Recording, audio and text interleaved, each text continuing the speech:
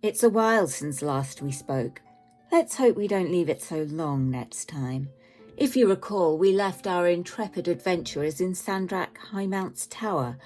Being a wizard, it was full of all sorts of strange magic, and whilst it appeared from the outside to be a fairly simple 2-story square tower, inside the floors seemed to be endless.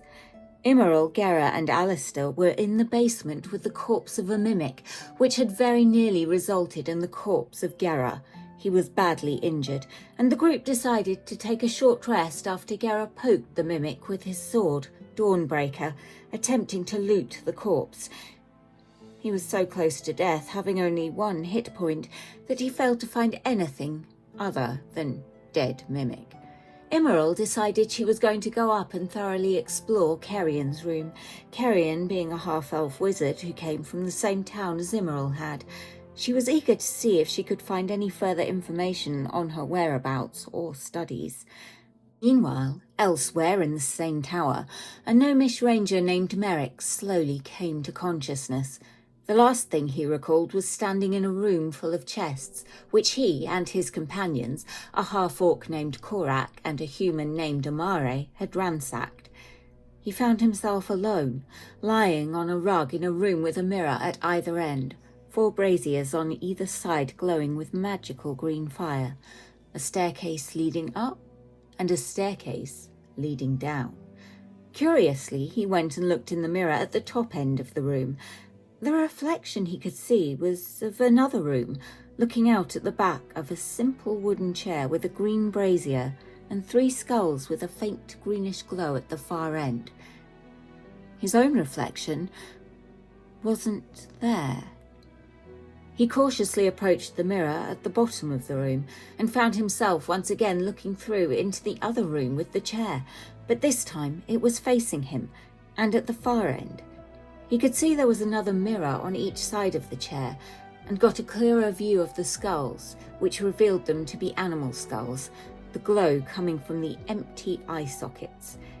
He made his way around the back of the mirror, and could see that it appeared much like any ordinary mirror would. Whilst this was going on, Gera was debating whether or not to leave the tower entirely and seek out his contact in the town, Captain Darrell Malone of the Peace Wardens, whom he had not yet met with. Alistair, keen to try to find Sandrak, made his way up through the tower. He passed Immeril in Kerrian's room, kneeling on the floor in front of the bookcase, so absorbed that she barely noticed him. He found himself in a room which contained a rug, 3 mirrors, a chair and 3 glowing skulls by a brazier. As Alistair went to look in the central mirror, Merrick was heading up the stairs. Alistair, seeing a different room reflected to the one in which he was standing, just caught a flash of a small figure in green ascending a staircase. He yelled out to Gera, who, by the luck of the die, did actually hear him, although he couldn't make out the words. Sensing there could be trouble, Gera made his way up through the tower, again unnoticed by Immeril. Merrick found himself in a completely empty room, other than the staircases. He went up again, finding himself somehow back in the room where he'd awoken. He again approached the mirror, noticing this time there were 2 figures in the reflection, a half-elf who was now sitting casually in the chair, and a human male who could only be described as a jacked-up Santa, minus the toys. Merrick reached out and touched the mirror, finding it cold and hard beneath his hand. He tried to catch the attention of the 2 figures, but neither noticed him.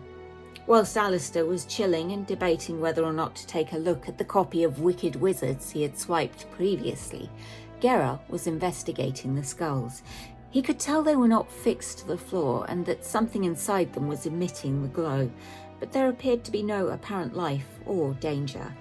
Alistair, growing bored, went and lifted one of the skulls, holding a long horn in each hand. It moved without resistance, the glowing light inside it remaining.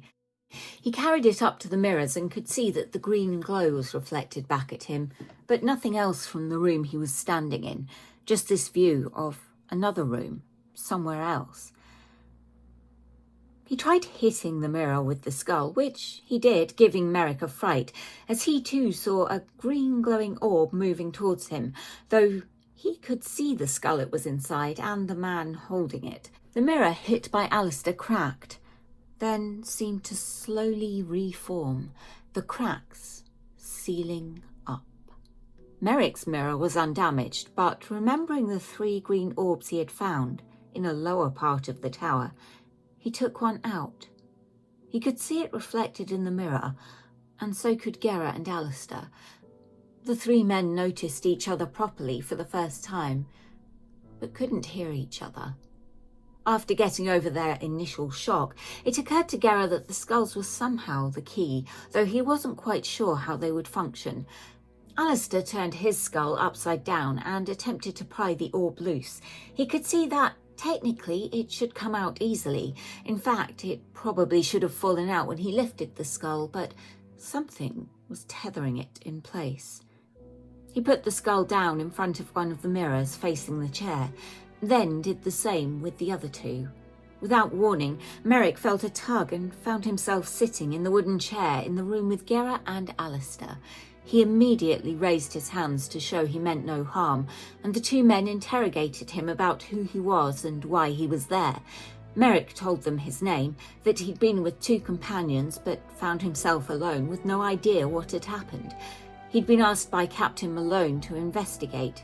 Deciding he posed no immediate threat, Gerra and Alistair relaxed a bit, and the 3 continued together up the staircase. They found themselves in a room referred to by Alistair as the bondage room. 2 empty beds with manacles and bloodstains which they were able to tell were not recent. Nothing sinister lurked beneath the beds, and the papers scattered on the rug around the magical fire held some written notes which were not completely destroyed. These read, "Believe a specific bloodline may be required. Possible contacts in Dragonfell. Unsure they can be trusted, and they may soon outlive their usefulness." Finding nothing else of interest, onwards and upwards they went. They found themselves in a room which they all immediately noticed seemed to be a different size to the other rooms they had been in. Gerra went to investigate the chest, but Alistair, reminding him that he was still pretty hurt and not a rogue, stepped in to check for locks or traps, just as well since it had both. Alistair expertly picked the lock, managing to disable the trap as he did so, carefully raising the lid. Inside was a keyring with plain functional iron keys on it, and a vial of a strange liquid. Alistair couldn't tell exactly what it was, but he could see it had a thick, viscous texture to it. Gerra recognised it as a vial of oil of withering, and he was happy to take it. Merrick, meanwhile, engaged himself with the bookcase. He noted it contained many trashy novels with titles such as Murder in the Valley, Another Murder in the Valley, Murder in the Valley Again, and so on. But nothing else. Gerra also took a look. Being a human of some stature rather than a gnome, he was able to spot a book which looked a little out of place, the title in some sort of runic script, more art than language. He carefully reached out to pull it, but nothing happened. He was in the process of asking Merrick if he wanted a chair to stand on to take a closer look, when Alistair strode over, reached for the book, and pushed it. It clicked into place, and one side of the bookcase swung open into the room, revealing a hidden area. Gerra and Merrick chose not to enter, but Alistair took a closer look. He saw the word "help" written in red smears, and on the bed a blanket which gave him a strange sense of familiarity. He didn't quite know why, but went to pick it up. It was clearly a comfort blanket of some sort, cheaply made, and had the word White Mount stitched into it. Alistair asked if there was anything else, and I, being the mistress of this chaos, confidently told him no. Then noticed in my notes there was a skeleton, also very clearly visible to the players, on the bed. Well, I'm not perfect. All Alistair could tell was that it was humanoid. He made no mention of the word on the blanket to the others as they ascended once more. The horrors grew more apparent as they found themselves in a room with more manacles, a large magical fire burning brightly, and a few crates and barrels. Merrick was unable to open the crates, but found the barrels were full of rotten food. Gera checked the pail and saw it was filled with stagnant water. His experience in his younger years led him to believe this was some kind of torture chamber. The prisoners, manacled to the walls, water and food clearly visible, but just out of reach. They were keen not to linger in this room, but they were stopped by the appearance of a dark shadow which drifted in to attack them. Alistair was the first to be targeted, the shadow missing and quickly moving against the wall. He fired his crossbow at it, watching as the bolt bounced harmlessly off the stone. Gera, still very injured, drank a weak healing potion given to him by Merrick. Merrick was able to make out the shadow against the stone and cast Hunter's Mark on it. This also had the effect of causing him to levitate 10 feet in the air due to the wild magic within the tower. He finally knew what it was like to be tall.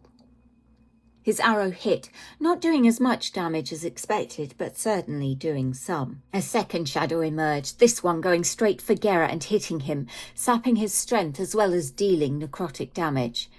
His glaive drawn, it remained beside him, unable to move without risking an attack. The first shadow re-emerged, heading for Merrick, but he was floating in the air, making him hard to hit. A natural one caused Merrick to send it flying backwards, straight into the area of the fire. Alistair closed in on the shadow near Gera, sneaking up and dealing damage again, but less than he would have expected. Merrick tossed his other potion to Gera, who caught and downed it. The shadow tried to attack again, then to flee, incurring opportunity attacks from both Gera and Alistair, which hit. The first shadow made no attack, wanting to get as far from the bright light as it could. Alistair attacked the shadow beside him again, his first strike causing it to evaporate into nothingness with a faint hissing sound. Then he went after the other shadow. Gera, unable to hit, stood prepared, as did Merrick, an arrow loaded. It was the gnome who delivered the killing shot, his arrow flying through the black entity as it evaporated harmlessly into the air. Alistair attempted to grab Merrick with the intention of towing him like a balloon, but Gera needed to regain his strength. During another hour-long short rest, the effects of the tower's magic wore off, and Merrick gently drifted down to the floor. He happened to mention that the half-orc he had been with had been addressed as Gera by Captain Malone, though Merrick knew him by the name Korak. This led to Gera revealing his name and that he was meant to meet with Malone but had not yet done so. No going back, so up the stairs they went. The next room contained a bed surrounded by candles and some sort of magical security measure, as Alistair discovered when he walked through it, causing a green flame blade to shoot out and wound both him and Merrick, who happened to be within 5 feet of him. Gera edged his way carefully around it to investigate the books and barrels. He found some silver dust and diamond dust, and he and Merrick saw that the books in both bookcases were related to warlocks and sorcery, an odd choice for a wizard. But Gera could tell that this was an extremely paranoid individual. It seemed that this was Sandrak's bedroom, and he clearly felt the need to sleep inside some kind of magical defence, not to mention what the group had to endure just to reach this room. Gera threw a 1-pound egg with a red shell that he just happened to be carrying, and it landed on the bed. Merrick fired an arrow at it, but the egg, whilst large for an egg, was not the easiest of targets to hit, and the arrow lodged itself in a barrel just to the left of Gera, and some of his fairly important body parts. Interestingly, neither activated the defensive magic. The group made their way to the staircase leading up, successfully avoiding any further mishaps. Gera retrieved the arrow and found 5 sticks of incense in another barrel, giving both to Merrick. The next room they found themselves in was a study, an orrery depicting the planes of existence rather than the planets. The centre was the material plane. The books in the room were in a variety of languages and contained theories on various planes, such as the astral plane, the Feywild, and many others. Alistair took a look at the paperwork on the desk, much of it in some sort of runic script which he could tell was magical, but had no idea what it related to. He did find some notes in common saying, Caverns, Northwest, Old Temple, Dresda. Further investigation needed once the goblins have been cleared out. Constructs? May need to enlist Sulian and Kerrion to aid in this. Also need to contact Landon Dingleberry. Merrick recognised the name. Landon had been part of his gnomish community and was known to be quite the tinkerer. Gera found some crystals, and they continued on. The next room was a bloodbath. Literally, after some cursory investigation, they quickly continued up the stairs. The next room wasn't much better. A circle of skulls, some beasts, some humanoid and some just. Other faced inwards towards smears on the wooden floor. It looked like some kind of ritual had been attempted at some point. The books in the room turned out to be journals, years' worth of them. Written in Elvish, they detailed notes on experiments, research, and hypotheses on different forms of magic. The most recent journal, open on the floor, was full. The last entry dated about a year ago. Of particular note was the phrase, hoping to get some other practitioners to undergo some experimentation on, awaiting word from Whitemount to see if this can be accommodated. If not, may have to speak with E. Sensing that perhaps they were nearing the end of this seemingly infinite nightmarish tower, they went up again. A room with no further stairs up, an ornate rug, 4 suits of armour with pink plumage, and a large chest on a stone floor. Alistair carefully snuck around the edge of the room to look at the chest, which he could tell was magically locked. Merrick wondered if perhaps one of the iron keys could open it, but Alistair knew no key or pick would work. He kicked at one of the suits of armour, taking 2 points of toe-stubbing damage. At least he was able to tell it was solid, motionless, and unoccupied. He limped between them carefully onto the rug, approaching the chest.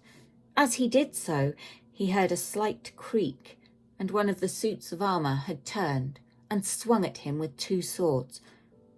Both strikes hit, dealing 10 points of damage. Here is where I will leave you for now. 3 of the party about to face a fight which could be over very quickly. Immerol in Kerrion's room, perhaps having heard the commotion. Perhaps not. I guess we'll find out.